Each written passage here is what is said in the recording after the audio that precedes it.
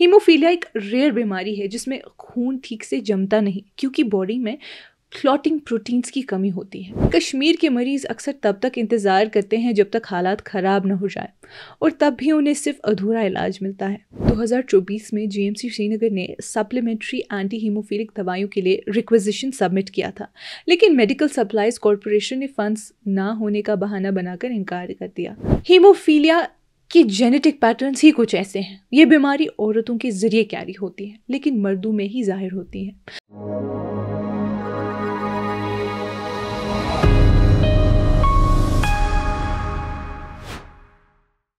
ये कश्मीर रिपोर्ट है। आप सब नाजरीन का खुशामदीद। मैं हूँ आपकी मेज़बान उमायमा ऋषि।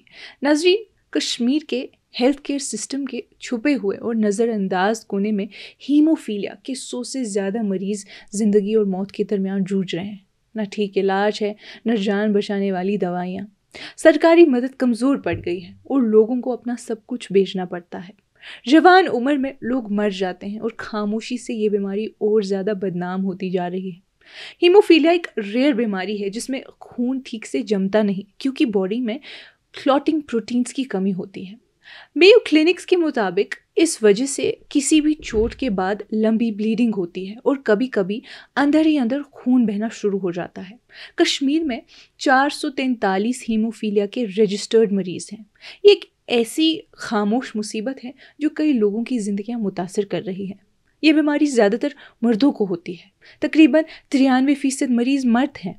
इनमें से 85% को एक्सट्रीम हीमोफीलिया है जबकि 15% को हल्का या दरमियानी लेवल का हीमोफीलिया है। डॉक्टर सैयद मलिक कादरी, जो हीमोफीलिया सोसाइटी ऑफ कश्मीर के फाउंडिंग मेंबर है, कहते हैं कि इन मरीजों में क्लॉटिंग प्रोटीन्स नहीं होते हैं जिसकी वजह से उन्हें अंदर और बाहर दोनों तरह की ब्लीडिंग होती है। बार बार जॉइंट्स और मसल में ब्लीडिंग से लोग परमानेंट डिसेबल हो जाते हैं। दिमाग, पेट, गले और नेक में ब्लीडिंग जान ले सकती है।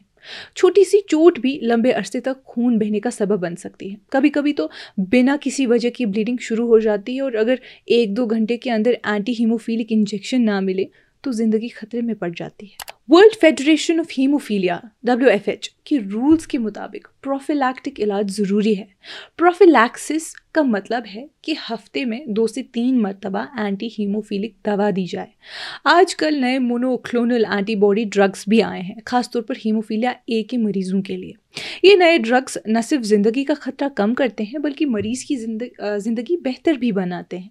एक लड़का माजिद, जिसे सिर्फ 2 साल की उम्र में हीमोफीलिया तशखीस हुआ, जब उसकी ज़ुबान में चोट लगी उसके बाद खून रुकने का नाम नहीं ले रहा था और बदन पे बिना वजह के निशान पड़ रहे थे। उसके वालिदैन समझ ही नहीं पा रहे थे कि क्या हो रहा है, जब तक ब्लीडिंग खतरनाक हद तक बढ़ गई। आखिरकार एक डॉक्टर ने बताया कि हीमोफीलिया है। पहले के दौर में मरीजों को दवा खुद से देनी पड़ती थी। ये दवाएं बहुत महंगी होती थी और ज़्यादातर बाहर से मंगवानी पड़ती थी। एक दफ़ा जॉइंट ब्लीडिंग का एपिसोड आ जाए तो 30 से 40 हज़ार तक का खर्चा होता था। अगर ब्लीडिंग स्टमक या दिमाग में हो जाए तो खर्चा लाखों में चला जाता था। मार्जिन ने 2008 में हीमोफीलिया अवेयरनेस के लिए काम करना शुरू किया। असल बदलाव उस वक्त आया जब उसे खुद एक नियर डेथ एक्सपीरियंस हुआ। उसे गैस्ट्रोइंटेस्टाइनल ब्लीडिंग हुई और 3 से 4 लाख की दवाइयाँ भी असर नहीं कर पाई। उस लम्हे माजिद को एहसास हुआ, अगर मैं नहीं बोलूँगा तो कोई नहीं बोलेगा।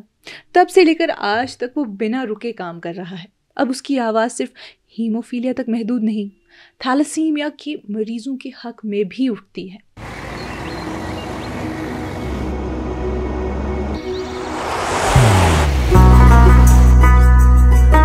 मोहब्बत वही जो दिल से हो,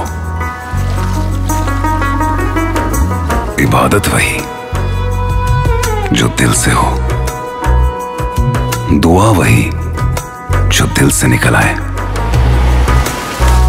बात वही जो दिल से कही जाए, दोस्त वही पक्का जो दिल से साथ निभाए, रिश्ता वही बेजोड़ जो दिल से जोड़ा जाए। दिल से ही तो होते हैं इरादे चट्टान से, दिल से ही तो बनते हैं घर खाली मकान से। दिल से बनी हर चीज पुश्तों तक चलती है, इसलिए खैबर सीमेंट का जर्रा जर्रा दिल से बना है, ताकि आप जो कुछ भी बनाएं दिल से बनाएं। खैबर सीमेंट, दिल से बनाओ। थैलेसीमिया के पेशेंट्स को हर महीने 2 या 4 बार खून चढ़वाना पड़ता है। इन्हें अक्सर आयरन ओवरलोड, दिल के मसाइल और लिवर कॉम्प्लिकेशंस का सामना होता है, मगर इनके पास भी प्रॉपर इलाज और केयर का निज़ाम नहीं है। 2011 में जम्मू और कश्मीर हाई कोर्ट ने फैसला दिया था कि हीमोफीलिया के मरीजों को एंटी हीमोफिलिक दवाइयाँ मुफ्त में दी जाएँ। इसके जवाब में जीएमसी जम्मू और जीएमसी श्रीनगर में ट्रीटमेंट सेंटर्स बनाए गए और दवाइयाँ भी मुहैया कराई गई, लेकिन फंडिंग की कमी की वजह से ये दवाइयाँ सिर्फ डिमांड पर दी जाती थी और वो भी अक्सर कमी में होती थी। इम्पोर्टेड फैक्टर कंसनट्रेटर्स बहुत महंगी होती हैं और जो दवाइयाँ लोकल लेवल पर बन रही हैं वो हमेशा इंटरनेशनल स्टैंडर्ड्स पर खरी नहीं उतरती। सबसे बड़ी बात जो माजिद ने बताई वो ये थी कि हीमोफीलिया के प्रिवेंटिव इलाज यानी प्रोफिलैक्टिक ट्रीटमेंट के लिए कोई अलग से बजट नहीं था। प्रोफिलैक्सिस का मतलब है कि दवाइयाँ रेगुलर तौर पर दी जाए ताकि ब्लीडिंग होने से पहले रोकी जा सके, मगर कश्मीर में ये दवाइयाँ सिर्फ उस वक्त दी जाती है जब ब्लीडिंग शुरू हो जाती है, जो कि प्रिवेंटिव केयर के मकसद को ही ख़त्म कर देता है। अगर प्रोफिलैक्टिक इलाज दिया जाए तो ज़िंदगी को खतरे में डाल देने वाली ब्लीडिंग एपिसोड्स लगभग ख़त्म हो सकते हैं, मगर कश्मीर के मरीज़ अक्सर तब तक इंतज़ार करते हैं जब तक हालात ख़राब न हो जाए, और तब भी उन्हें सिर्फ अधूरा इलाज मिलता है। 2018 के बाद हुकूमत ने फंडिंग में इजाफा किया और प्रोफिलैक्सिस यानी ब्लीडिंग से पहले इलाज देना शुरू किया, लेकिन दफ़ा दफ़ा दवाइयों की कमी और प्रोक्योरमेंट में देर से ट्रीटमेंट का सिलसिला बार बार रुकता रहा। 2020 के बाद कुछ बेहतरी नज़र आई, बजट एलोकेशंस बेहतर हुए और प्रोक्योरमेंट में देर कम हुई, मगर अक्टूबर 2024 तक फिर से हालात ख़राब होने लगे। बजट की तंगी फिर सामने आई और जम्मू और कश्मीर मेडिकल सप्लाईज कॉरपोरेशन ने कई महीने तक दवाइयों का प्रोक्योरमेंट डिले कर दिया, जिससे मरीजों की ज़िंदगियां दोबारा खतरे में पड़ गईं। माजिद ने हमें ये भी बताया कि अक्टूबर 2024 में जीएमसी श्रीनगर ने सप्लीमेंट्री एंटी हीमोफिलिक दवाइयों के लिए रिक्वेजिशन सबमिट किया था, लेकिन मेडिकल सप्लाईज कॉरपोरेशन ने फंड्स ना होने का बहाना बनाकर इनकार कर दिया। उसके बाद से लगभग आधे मरीजों के लिए प्रोफिलैक्टिक इलाज रुक गया और ऑन डिमांड इलाज भी सिर्फ चंद दिनों के लिए मिल रहा था। 2025 से 26 के लिए फिर से जीएमसी श्रीनगर ने डिमांड भेजी, मगर साल के बीच तक भी आधी सप्लाई भी नहीं मिली। 6000 फैक्टर 8 के वायल्स की डिमांड थी, लेकिन सिर्फ 696 वायल्स मिल पाए। फैक्टर 9 के लिए 5000 से ज़्यादा वायल्स मांगे गए थे, एक भी वायल नहीं मिला। वॉन विल ब्रांड फैक्टर के 6000 वायल्स का पूरा कंसाइनमेंट भी गायब रहा। सिर्फ मोनोक्लोनल एंटीबॉडी ड्रग्स और फैक्टर 7 ही मुकम्मल तौर पर सप्लाई हुए। इस कमी का मतलब था कि ऑन डिमांड इलाज भी आधे से ज़्यादा मरीजों के लिए दस्तयाब नहीं था। माजिद, जिसने अपनी ज़िंदगी हीमोफीलिया के मरीजों के लिए आवाज़ उठाते गुजारी है, ने बताया कि नेशनल हेल्थ मिशन NHM जो पहले फंड्स प्रोवाइड करता था, पिछले 2 साल से कोई पैसा नहीं दे रहा। 2005 के गाइडलाइंस के मुताबिक NHM को हीमोफीलिया जैसी बीमारियों के इलाज के लिए 60 से 80% तक फंडिंग देनी चाहिए थी। यूनियन टेरिटरीज और ट्राइबल इलाकों के लिए ये शेयर 80% से भी ज़्यादा होना चाहिए था। नाज़रीन, कश्मीर में लोग इस बीमारी को छुपाते हैं। अगर कोई लड़की कैरियर हो या उसमें सिम्टम्स नज़र आए तो घर वाले चुप रहते हैं, उन्हें डर होता है कि उसका रिश्ता नहीं होगा। हीमोफीलिया कि जेनेटिक पैटर्न्स ही कुछ ऐसे हैं। ये बीमारी औरतों के ज़रिए कैरी होती है, लेकिन मर्दों में ही जाहिर होती है।